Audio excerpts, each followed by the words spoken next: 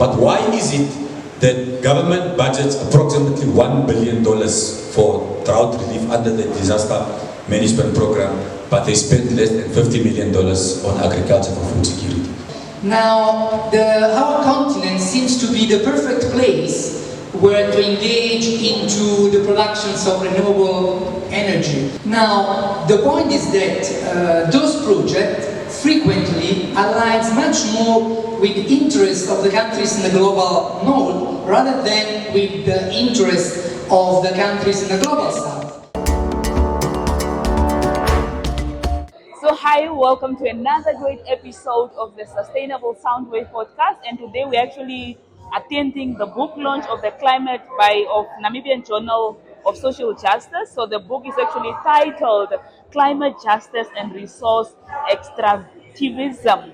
So this is actually volume 4, and it really just look at the different impacts of climate change in Namibia when it comes to women, farmers, the climate justice itself. Like, are we really making sure that the people that are actually impacted by the impacts of climate change are taken care of and are also benefiting from different activities and different programs that are actually taking place? So the program actually, I think the book actually covers this climate mobility that is also caused by climate change, where the men and boys, they're actually also forced to leave their villages or leave their hometowns, to actually go to cities to look for jobs, where some of them return and some of them don't return. And also just looking at do communities really that are affected by climate, do they know what is climate change?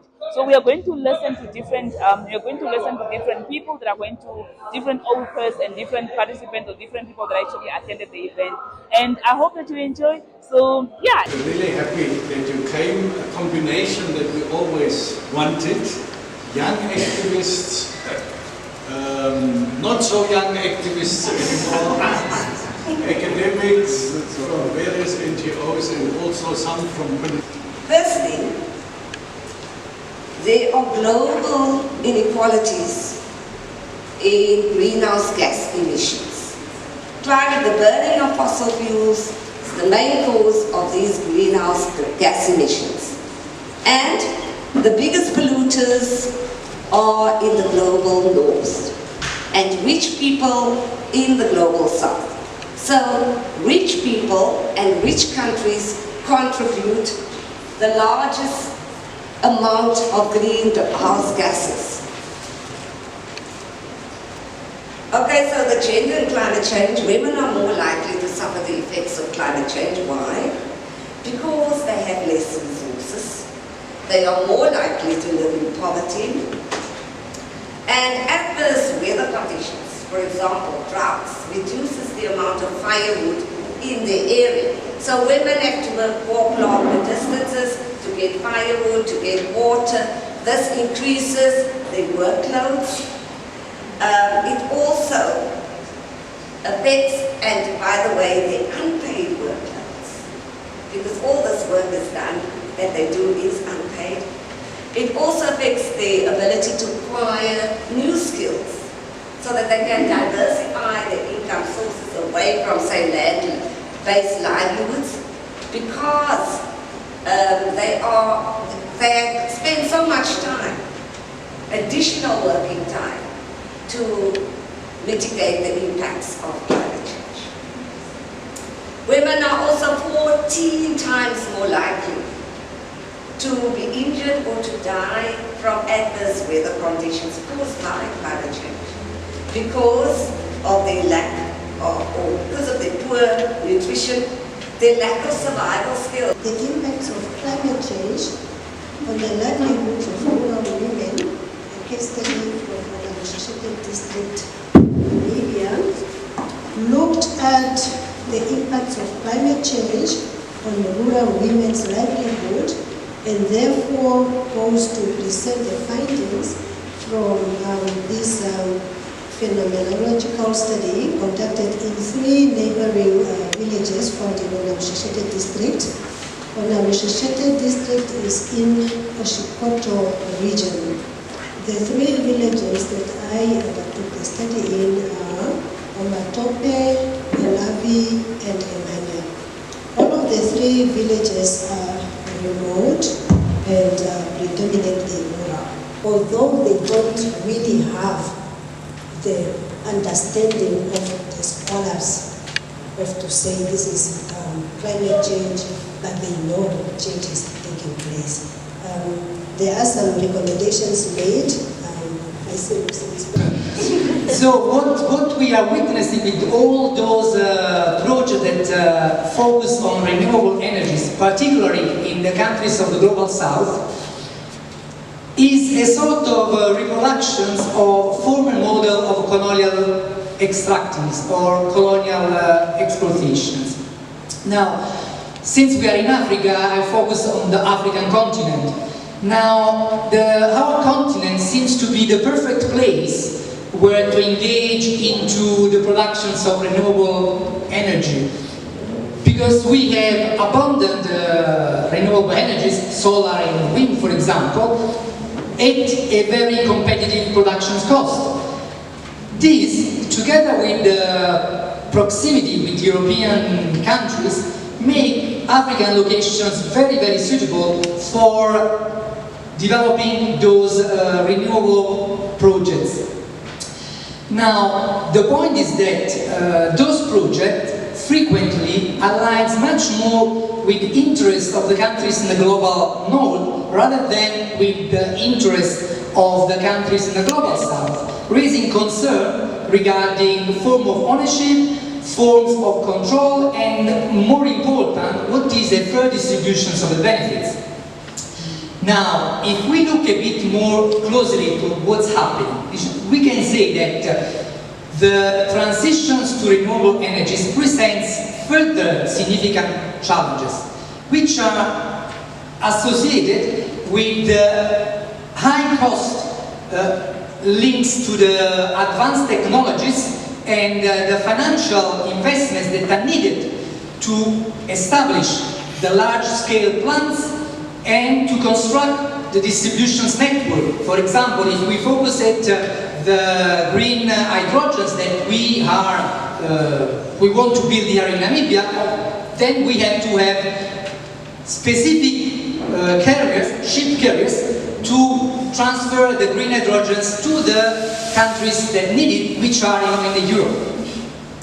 So, to address these challenges, international partnerships have been promoted, aiming to provide and facilitate funds, expertise, and technologies. The point is that those collaborations come along with strong risks. In fact, if and when, in the case that the project fails to meet the expectations or there are delays, the financial burden of that repayments are felt by the country, the hosting country, because those are not, grants. Those are loans that are given, to the countries to build those projects. A case in point is Ouarzazate, the solar power plant in Morocco. Now, that was built by expropriating 3,000 hectares from the community, the agro-pastoralist communities of the Amazigh. And the plant has been into operations in 2016, but since then, there have been no benefit for the expropriated communities. Instead, there is an annual deficit that of around 80 million euro that has to be paid. And that is paid by the Moroccan government. Not only that, the Moroccan government took a loan from the World Bank of $9 billion that have to be repaid. So the benefit for the community, it is none, but the benefit for the lending organizations are there, and the benefits for those who build the plants are there, which are the European countries. Now, besides all those risks, what is really missing in this narrative that promotes energy transition is the fact that it's not enough just to replace one form of energy with another one. Okay, we are just, instead of using petrol, we are using green hydrogen. Yes, it's fine. But in order to do that, you need to transform all the production systems. Cars have to go to hydrogen, factories have to go to hydrogen. So it is a sort of, and particularly for the country in the global south, it's a sort of a rip-off. because those who have done this process already are mostly in the countries in the global north. Furthermore, there is also a paradox in all that, and the paradox is that to develop those factories and to develop, those new technologies that are needed for the green hydrogen, for example, we need to use minerals that have to be extracted from the country in the global south. So again, what's happening, for example, in DRC, it is, the fight in the global seas, it is, among other reasons, it's a fight for the control of the rare earth minerals. So we see how this narrative is presented as this narrative of energy transitions. It's presented as a good thing, for the country in the global south, but in reality, we are exporting again. So my argument is that, it is a new form of colonialism. And more relevant is the fact that to address climate change, which is the reasons why we are pushing for energy transformations, we should rather engage into a cultural transformations that prioritize sustainability and environmental responsibility. Because we must challenge what are the existing paradigm of productions and, more important, consumerism that focus on short-term gains for few and for gains over long-term, rather than focusing on long-term sustainability and benefits for all. And thank you for listening. I think when we speak about climate change, we tend to talk about it in abstract terms, especially from a European point of view, global emissions, but we do not talk about the people that are directly affected by this global phenomenon. Last year with Dr. Shirera, we were deep in Kaokolen, in a village called Ovinyange. And the people in Ovinyange commute approximately 12 kilometers to the nearest water point because of the scarcity of water. And if you communicate with these people, they'll tell you, look, the last time it rained so well in this area was 15 years ago. Some of our Himba men have lost their entire herd of livestock. Some have actually been divorced because they are now poor, because livestock is their wealth. Now, what does it mean for us as ordinary citizens, as government and civil society to address this issue? So we mobilized sponsors in that village to go and drill water, and it was sometime in August last year. We got the drilling company at the village, and the entire community, they were so excited. They came, approximately 100 people showed up, women, children, and men, including the local headmen. From 9 o'clock in the morning till 2, the drilling company was drilling up to 100 meters. I was also excited because we are going to solve a practical problem, we're going to solve a practical problem.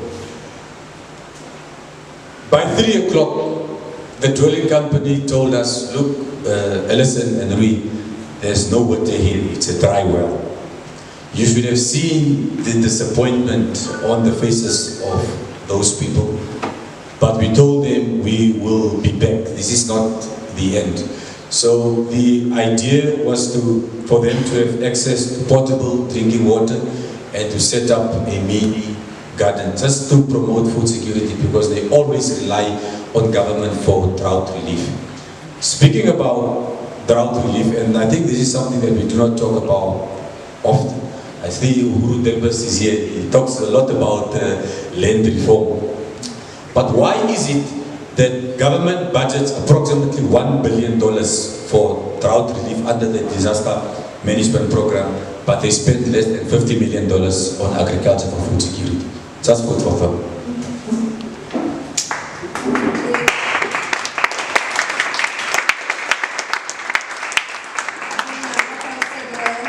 Volume 4 of the Namibia Journal of Social Justice, Climate Justice and Resource extractivism as launched.